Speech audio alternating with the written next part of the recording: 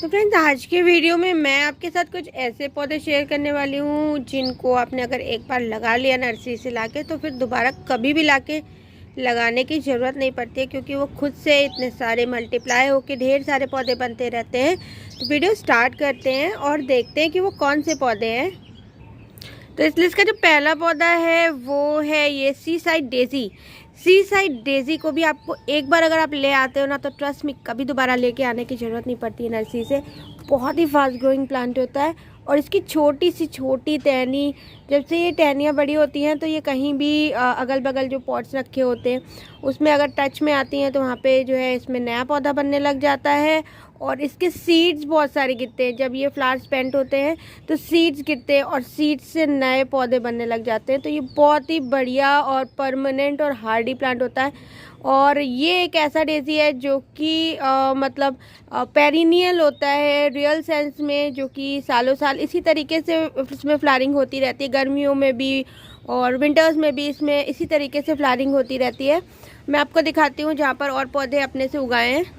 यहाँ पर भी आप देख सकते हो इस पॉट में ये अपने से ग्रो हो गया था। इसके बगल में बड़ा इसका जो मदर प्लांट है वो रखा हुआ था और यहाँ पर इसकी कोई ब्रांच टच हुई होगी और कुछ सीड्स गिरे होंगे। और यहाँ पर आप देख सकते हो कि छोटे छोटे से नए पौधे भी निकल रहे हैं और ये कितना बड़े साइज़ का प्लांट बन चुका है।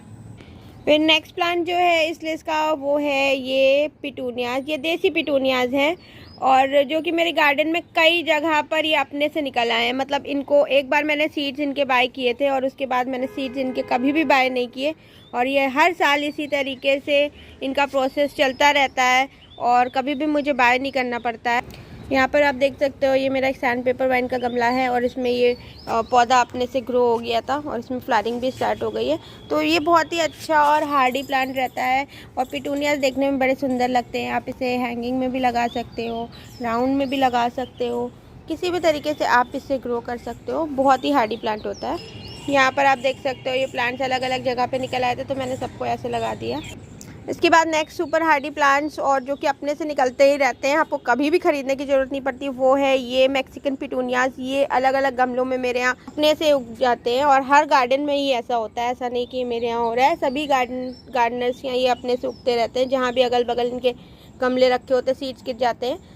तो बिल्कुल इन्हें भी आपको एक बार लाने के बाद दोबारा लाने की ज़रूरत नहीं पड़ती। इसी तरीके से आप मिराबिलिस को अगर एक बार कहीं से भी इसके सीड्स ले आते हो या इसका प्लांट ले आते हो, क्योंकि ये बहुत ही इजी टू ग्रो प्लांट होता है और मेरे ख्याल से इसको ख़रीदना भी नहीं पड़ता है। किसी भी फ्रेंड के यहाँ कहीं भी आपको दिख जाता है रोड साइड पार्क में, आप इसका सीड भी लेके आ जाते हो तो लगा देते हो, तो फिर दोबारा कभी लेके आने की ज़रूरत नहीं पड़ती, क्योंकि इसके बहुत सारे सीड्स गिरते रहते हैं और इसमें बल्ब बनते हैं तो उनसे नए पौधे बन जाते हैं। इसके अलावा आपको टर्टल वाइन को अगर आपने एक बार लगा लिया, कहीं से भी मांग के ले आए, चोरी की कटिंग ले आए, तो दोबारा कभी भी लगाने की मांग के लाने की ज़रूरत नहीं पड़ती है।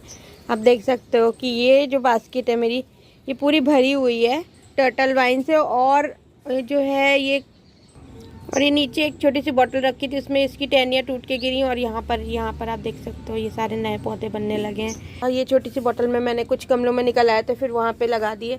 तो इस तरीके से आपको एक बार लगा लो तो कभी लगाने की दोबारा ज़रूरत नहीं पड़ती है। इसके अलावा सेम नेचर का टर्टल वाइन के नेचर का होता है बोलिवियन जू। बोलिवियन जू को भी आपने एक बार लगा लिया ना, तो आप देख सकते हो ये जो है, ये जो पूरा पौधा आप देख रहे हो, ये इस तरीके से ये रेफिडोफोरा प्लांट पर ये जो चढ़ा हुआ है, ये पूरा का पूरा मैंने लगाया नहीं है। और ये सारे के सारे कटिंग्स वगैरह जो है गिर के अपने से निकले हैं और इसमें दोनों टर्टल वाइन बोलिवियन जू लगे हुए हैं। और इन प्लांट्स को आप बहुत तरीक़ों से यूज़ कर सकते हो, हैंगिंग बास्केट्स, ग्राउंड कवर, जैसे आपकी मर्जी चाहे, छोटे बॉटल्स में, कंटेनर्स में आप इसे लगा सकते हो।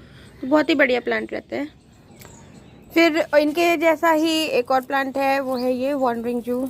ये आप देख सकते हो कि जहाँ भी इसके इस तरीके से छोटी से छोटी टहनी अगर टूट के गिर जाती है तो वहाँ पर नया पौधा बनने लग जाता है। यहाँ पर बहुत सारे मैंने लगा रखे हैं, तो ये अक्सर ऐसे नीचे जो भी पॉट्स रहते हैं उनमें गिरते रहते हैं और बहुत जल्दी से इसमें नया पौधा बनने लग जाता है। मैं आपको दिखाती हूँ, कई सारे गमलों में निकले हुए हैं अपने से।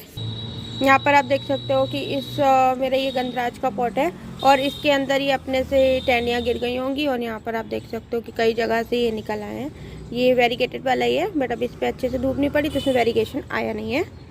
इसके अलावा पर्सलेंस की भी छोटी छोटी टहनी कहीं भी गिर जाती है तो पर्सलेंस निकलने लग जाते हैं। तो बहुत सुपर हार्डी प्लांट होता है, सुपर क्यूट भी होता है क्योंकि इसमें बहुत प्यारे प्यारे फ्लावर्स ब्लूम करते हैं पूरी गर्मी। और स्पाइडर प्लांट्स में बहुत सारे जो है जो छोटे छोटे बेबी प्लांट्स लटकते रहते हैं, वो कहीं भी अगर टूट के गिर जाते हैं। ये मेरा रबर प्लांट का जो है पॉट है और यहाँ पर ये बगल में पहले स्पाइडर रखा होगा तो स्पाइडर के ऐसे इस तरीके से जो बेबी प्लांट निकलते हैं वो गिर गए होंगे, तो यहाँ पर भी नया पौधा बन गया है। और ये स्पाइडर का जो है ना मेन प्लांट है जिसके ये जो पप्स निकलते हैं इस तरीके से, यहाँ पर देख रहे हो। तो ये अगल बगल कोई भी गमला रहता है ना, वहाँ पे टूट के अगर गिर गए या फिर ये मिट्टी के संपर्क में आ गए तो फिर नया पौधा बन जाता है। फिर जो नेक्स्ट जो प्लांट है वो इस लिस्ट का है, वो श्रिम्प प्लांट है। श्रिम्प प्लांट के भी बहुत सारी जो आप देखोगे इस तरीके की जो भी ब्रांचेस होती है उसमें बहुत सारे नोड एरियाज़ होते हैं। और जहाँ पर भी अगर ये छोटा सा भी इतना बड़ा भी एक कटिंग गिर जाती है, टहनी गिर जाती है, या इसकी जो ब्रांचेस है वो अगल बगल रखे हुए किसी भी पॉट में हल्की सी भी टच कर जाती है तो वहाँ पर एक नया पौधा बनने लग जाता है। इसके अलावा आप ये देख सकते हो, ये बेबी टीयर्स का ये पॉट है। और ये जो है मेरा ये हैंगिंग प्लांटर, इसी के बगल में पहले ये वाला मैंने प्लांटर रखा हुआ था और यहाँ पर ये अपने से ये छोटा सा ये गिर गया होगा बेबी टीयर्स का, और यहाँ पर ये नया पौधा बनने लग गया। और यहाँ पर आप देख रहे हो सब कुछ मैंने सिर्फ और सिर्फ ये डोंकी टेल लगाया था और ये सारे के सारे ये अपने से ग्रो हो गए। ये देख रहे हो टर्टल वाइन, बोलिवियन जू और ये बेबी टीयर्स।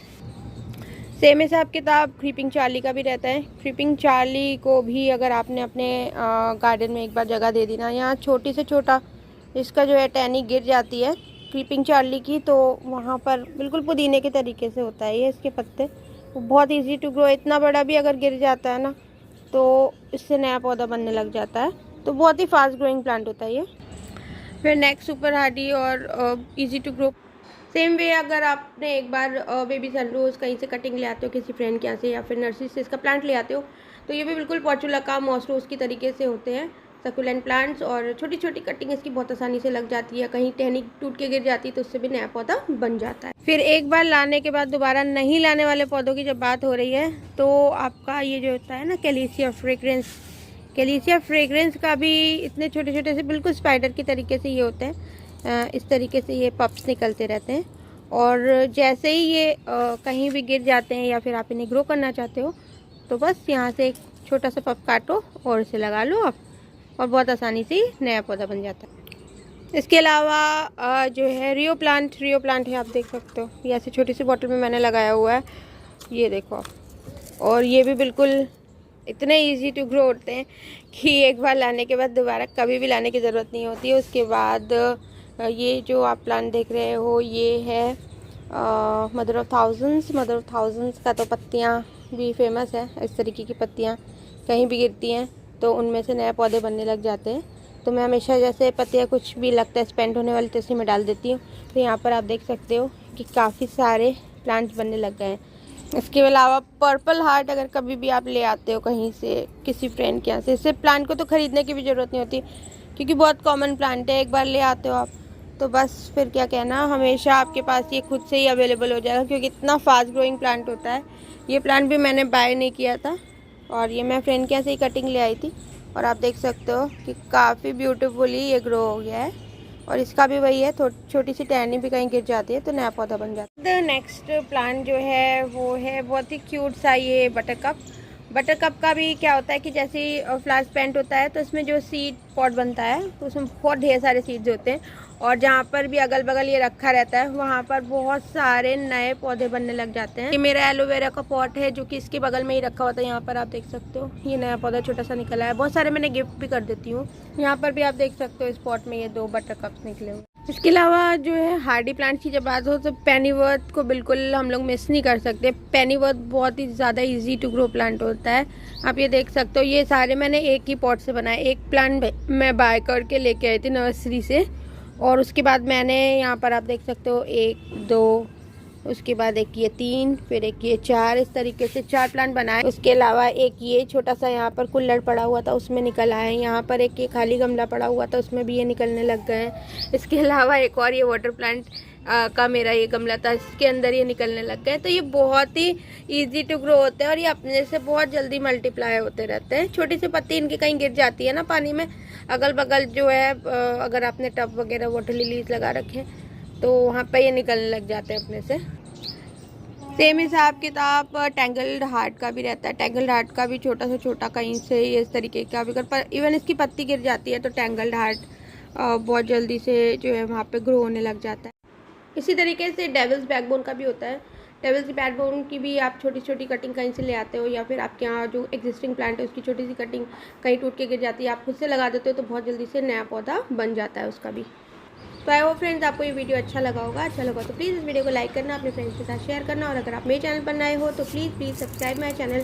फिर मिलते हैं किसी और नए वीडियो के साथ, किसी और नए टॉपिक पर। तब तक के लिए bye, take care of you and your plants, happy gardening.